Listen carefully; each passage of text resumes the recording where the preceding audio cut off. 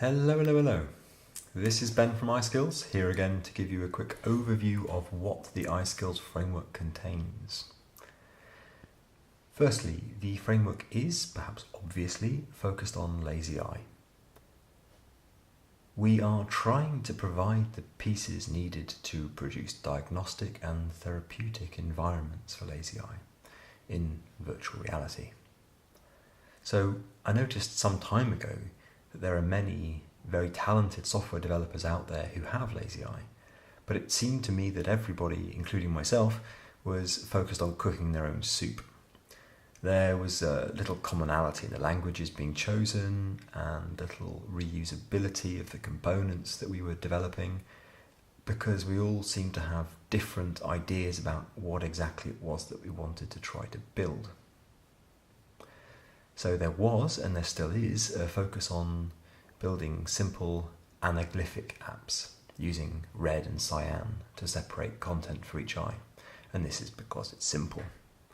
But the anaglyphic approach isn't great. Color separation is far from perfect. The background behind the device is a constant source of optical conflict. View fields are very small, amongst many other issues. This is also, as it happens, where I started off experimenting with myself and my son. So it was pretty obvious that we were collectively suffering from the curse of the Pareto principle. It's quite simple to knock out a super basic prototype for individual use, but it's dramatically more time-consuming to handle all the less interesting infrastructure about it that means it can scale and be used by others. So I think we were all I kept seeing that we were all running out of steam. So I realised at some point that virtual reality headsets could be really useful for lazy eye. Not so much because of the virtual reality aspect, as much as the ability of VR headsets to address each eye individually, and to do that with a high fidelity and a high controllability. So it seemed to me that as this was beginning to emerge as a theme, perhaps this might be the right place to lay down some communal foundations in advance. Because virtual reality seems difficult. But what if we could simplify things for developing tools for lazy eye? What if we provided the infrastructure and automated everything to take away, or at least as much as possible, to take away the pain and allow a focus on experimentation, at the same time offering prefabricated elements to speed up development? Wouldn't it be better if we were all combining our effort? Even if, and actually precisely because, we are all interested in different aspects of the same topic.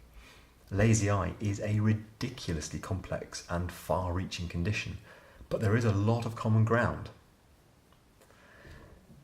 To open it up as widely as possible, we chose to use Unity. If you haven't heard of it, it's actually the world's most popular game development platform.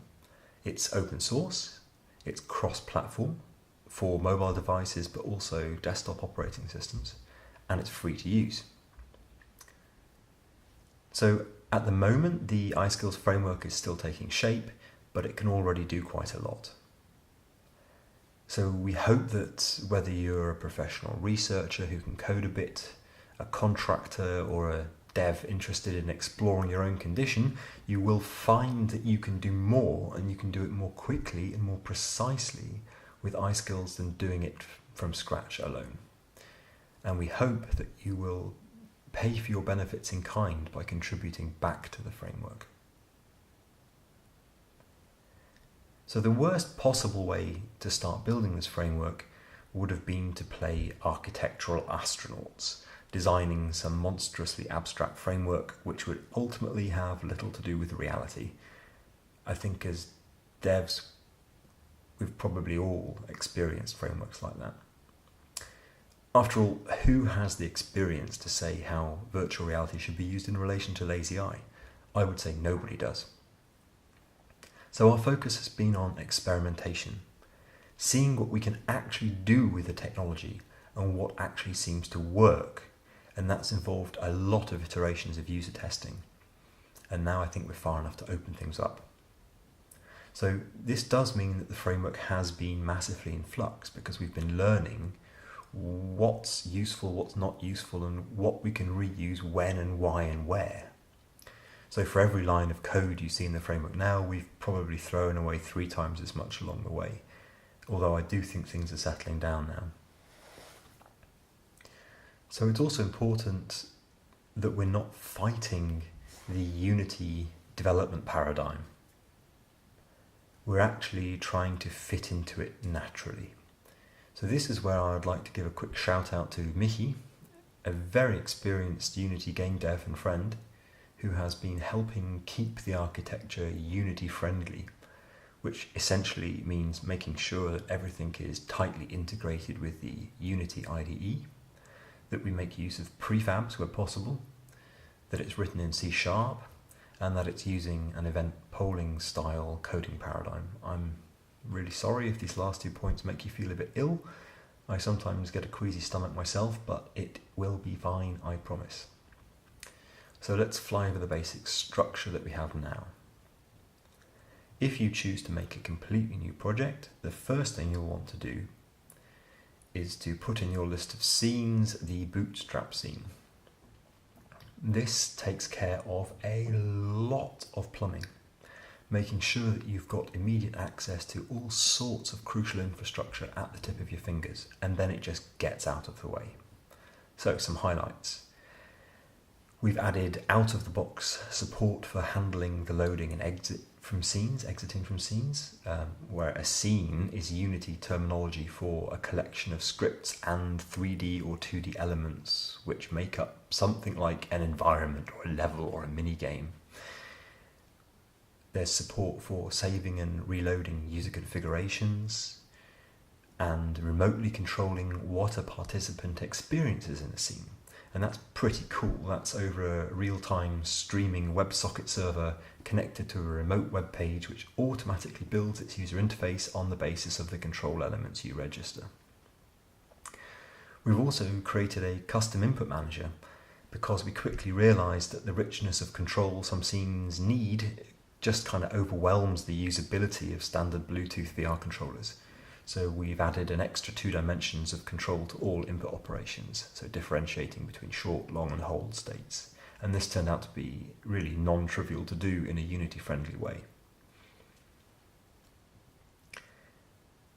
Pretty much every application for Lazy Eye will need some kind of menu and an idea of users and possibly practitioners or supervisors, and support for other mundane but annoying things like switching into and out of VR mode, which is a bit annoying in Unity actually, whilst waiting for users to insert their phone into a VR headset and things like this.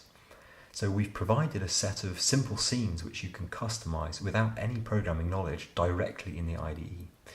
You can see, for example, how we define the menu for the EyeSkills app here directly in the IDE. So you don't have to reinvent the wheel, this infrastructure is just there, and you can spend more time concentrating on your own experiments. So over time, it's also become clear that the EyeSkills camera rig is really at the heart of everything you will build. Standard virtual reality cameras assume that both eyes are straight and essentially identical, that they are both able to look at a virtual object, and that both eyes will perceive that object as the same colour and brightness. And we can't make this kind of assumption with Lazy Eye. So this camera rig is something that you can actually just drag and drop into a scene. You could even take an off-the-shelf game with a standard camera and replace it with this camera rig. Really, this rig needs a whole video just for itself. But at the core, it can handle misaligned eyes, it can handle the breaking of suppression, and it can also handle an increasing amount of functionality that's relevant to amblyopia and strabismus through the addition of microcontrollers. So this is a relatively recent idea about how we want to split up the different aspects of functionality in the camera rig. We've also found it very helpful to be able to directly access these microcontrollers within arbitrary scenes to help us localize why participants are perceiving things the way they are. So these can be used in diagnostic scenes to understand a person's visual abilities, but also to stretch and exercise those abilities.